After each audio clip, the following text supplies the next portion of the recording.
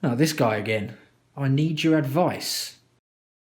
I started my fake wheel company, and that's been going very well. I followed your instructions, and I sold the first 10 sets of wheels like you told me I would, and I made enough money to buy those ceramic bearings I was after. They didn't make me any faster, and I've gone through 3 sets already in 6 months.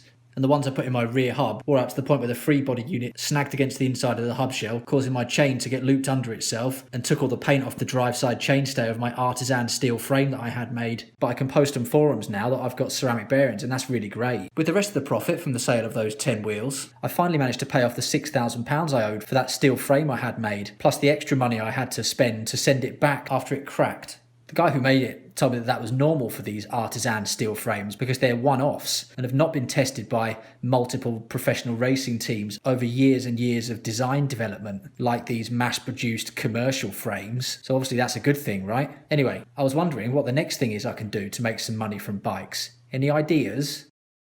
Do I have any other ideas on how you can make money from bikes? Of course I do, my friend. Of course I do.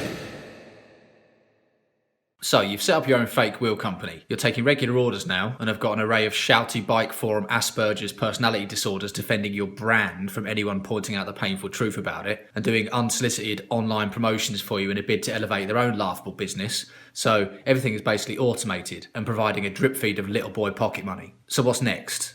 Well, the next stage requires you to go deep into the human psyche. Now, don't worry if that sounds daunting. Most humans are fuckwits and easily manipulated, so this will be simple. What you're going to do is you're going to create a complete identity for people who don't have the spirit to forge their own. Then you're going to hand this to them for a price, allowing them to step into it, taking on the persona you've laid out for them, and join the rest of the identity cosplaying personality voids who dress up in platitudes and spend their days paying to be directed by a marketing machine that laughs at them.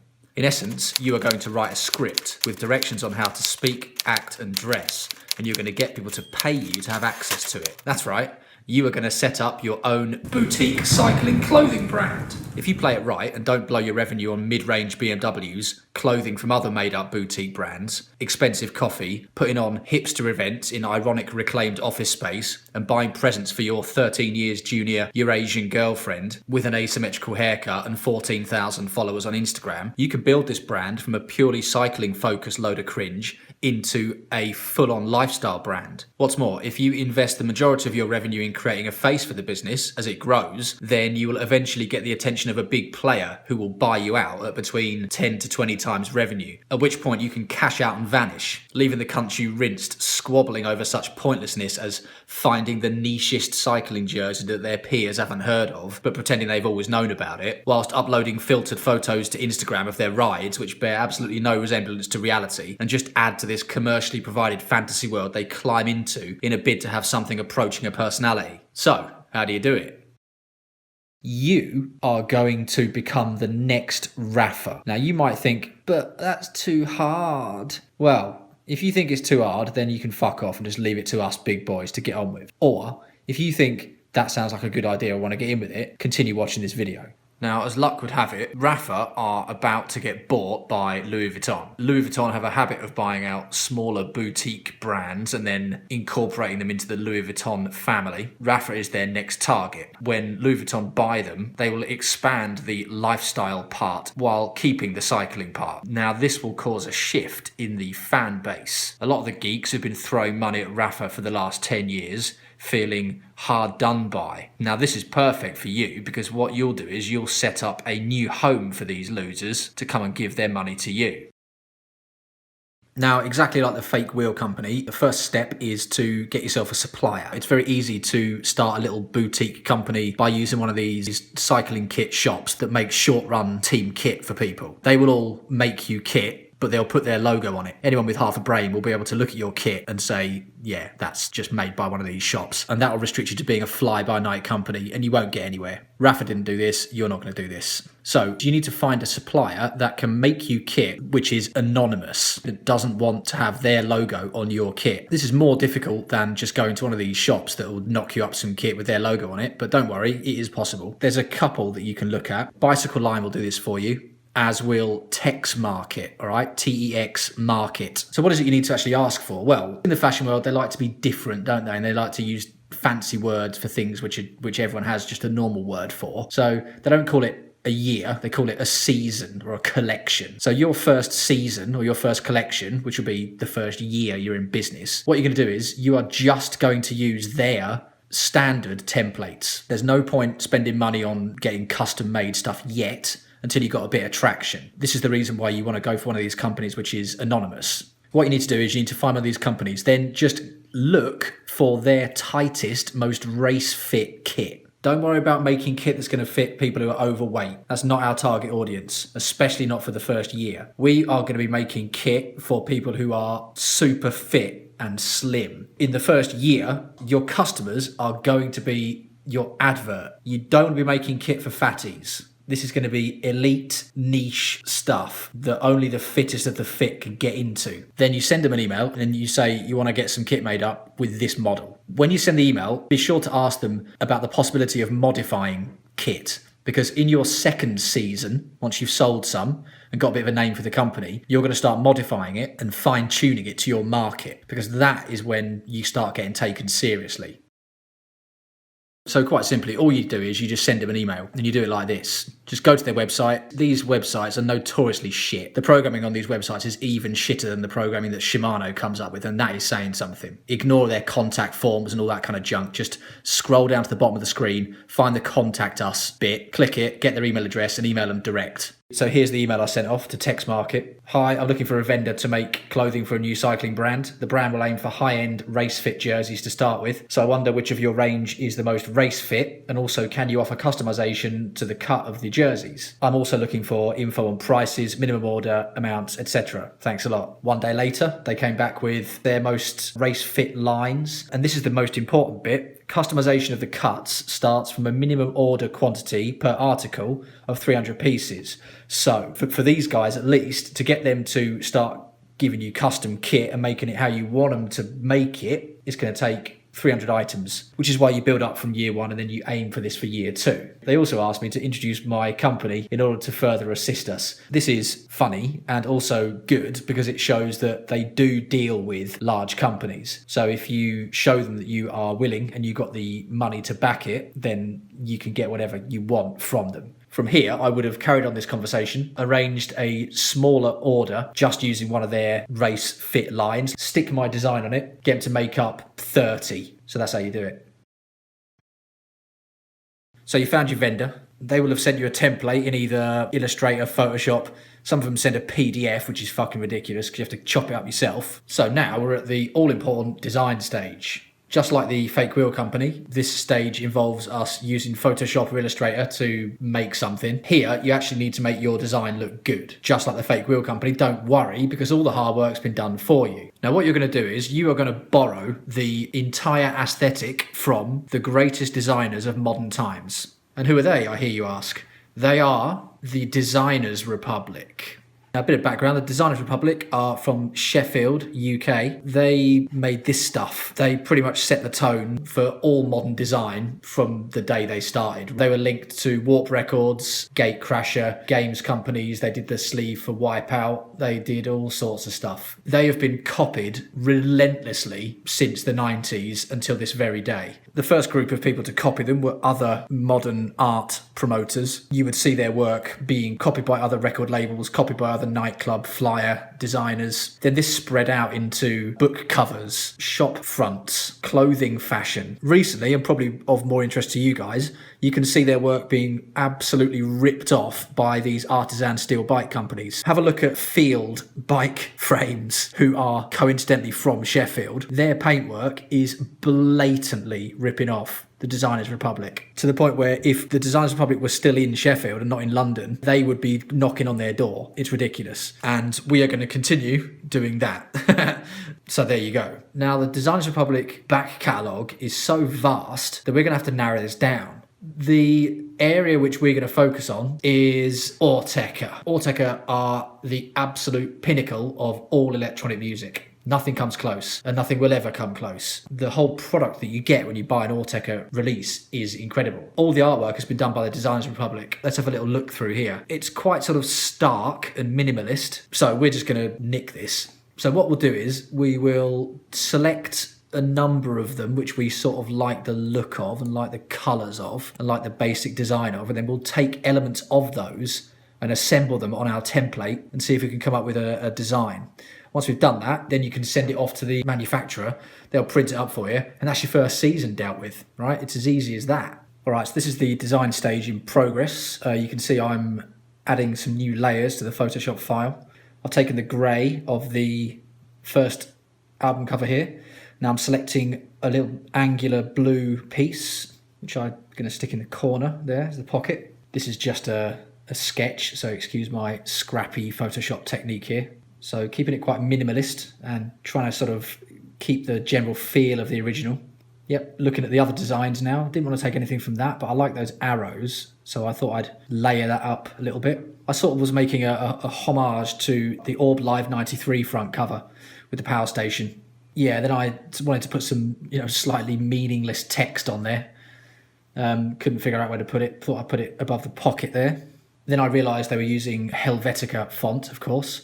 So I thought I'd just retype it in Helvetica on the jersey itself so I can manipulate it more later. That black was a bit too strong, so I thought I'd bring it down to grey. There we go. All right, so that's the back done. Then I copied that little feature over to the sleeve, angled it down a little bit. There you go. Okay, so here I'm copying over more text, more meaningless text. And there you go. That's it. First design done. Minimalist, grey with a little blue accent. Okay, so meaningless text.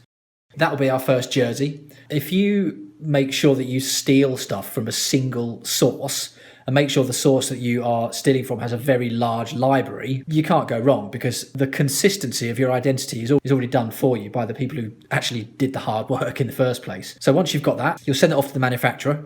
They'll come back to you with their final templates with your design properly put on a pattern. You'll say yes, and then they'll print it. You'll pay them over PayPal or whatever, and then they'll send you your jerseys. And from there, we need to start marketing.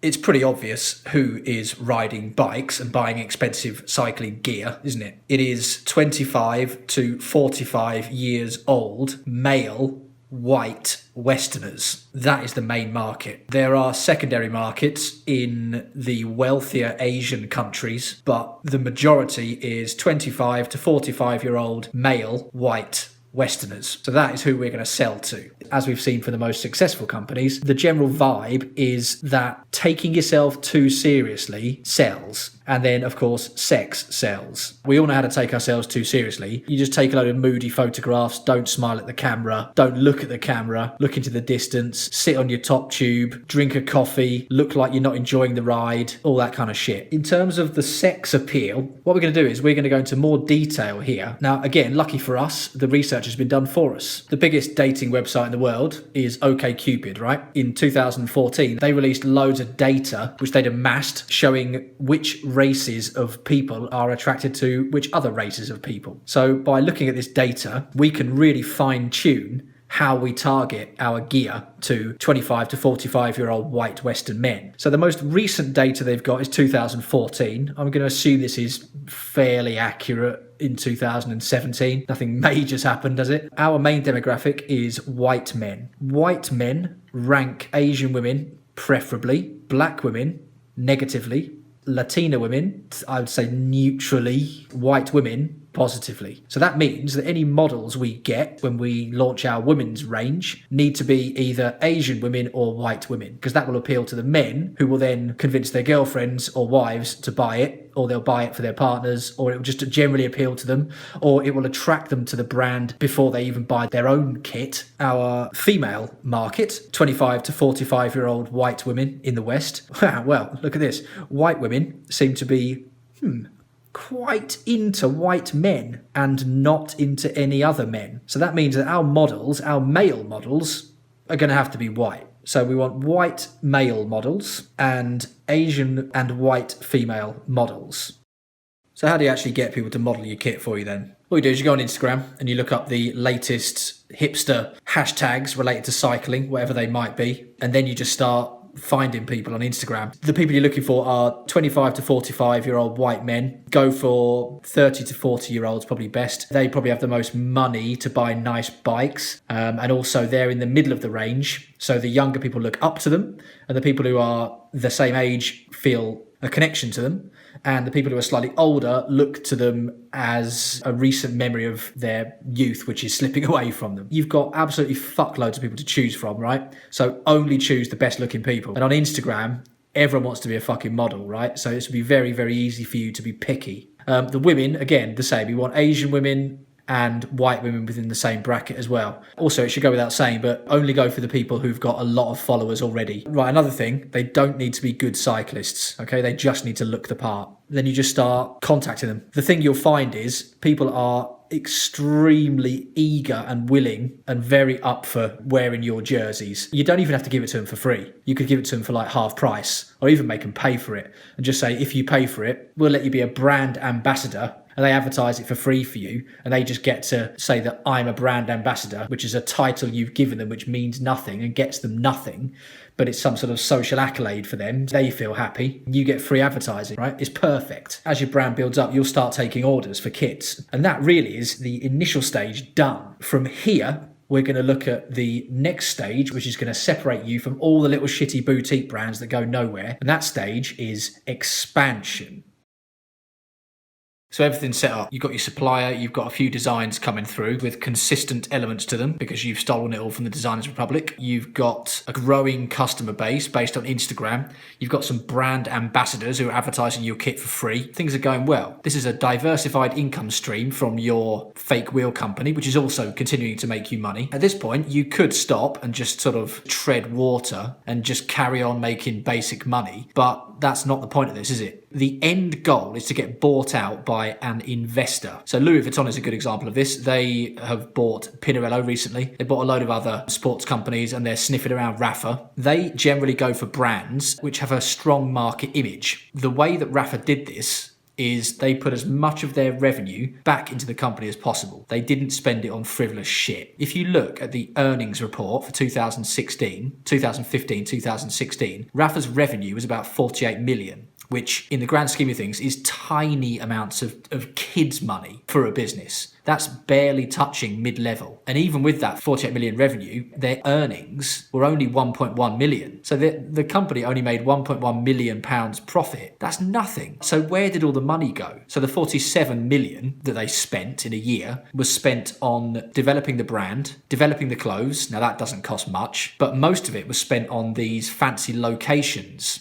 and advertising. So what you're going to do with your brand, you're going to get all the money you've been earning from your fake wheel company, and you're going to put it together with the profits you're earning from this new boutique brand that you've launched, and you're going to reinvest it into the boutique brand. Your goal is to get a physical shop as soon as possible. Now the location should be London or New York. And next, what you're going to do is you are going to set up something that's never been done before in boutique cycling. Now I'm going to give you this idea for free. As your range develops, you will start making more and more customized kit. You'll get Texmarket or one of these other ones to make you really refined customized kit, which becomes popular, which is what Rapha did. The problem with this usually is that the kit falls apart. The high-end kit doesn't last very long, as I've shown in my review videos of the Rapha Pro range. Now, you don't have to worry about that because what you're going to do is you are going to set up are you ready for this? Subscription system. So your customers will pay you a fixed amount of money per year, and then you'll give them, say, for example, 3 sets of shorts, 4 jerseys over the year. And they can take those whenever they like, but once they've reached that limit, then they have to pay a bit extra, okay, like a top-up service. Now, this entire idea of subscription systems has been adopted by the software world. So you get an Adobe Creative Suite subscription, you get a subscription to Microsoft Office, to Steam games if you're a gaming geek. So you are going to do this with your company. You're going to set a subscription service. Now, this will increase your revenue loads, and it will attract more people to the shop. You can do different tiers of subscriptions as well. So for example, you can do like a basic range subscription. You can do a pro team subscription or whatever you want to call that you've designed and developed. This has never been done before and it will work. By this point, you should be really getting large. Give that a couple of years and then you'll start to get investors sniffing around you. Hold out until you're on about 25 million a year revenue, and then you can sell for maybe 10 times that. So that will be 250 million. Now with your subscription service, you should be able to keep the general costs down. So in terms of clear profit, you should be able to make about 200 million clear profit in about 10 years. So that's 20 million a year starting from now. So get on with it.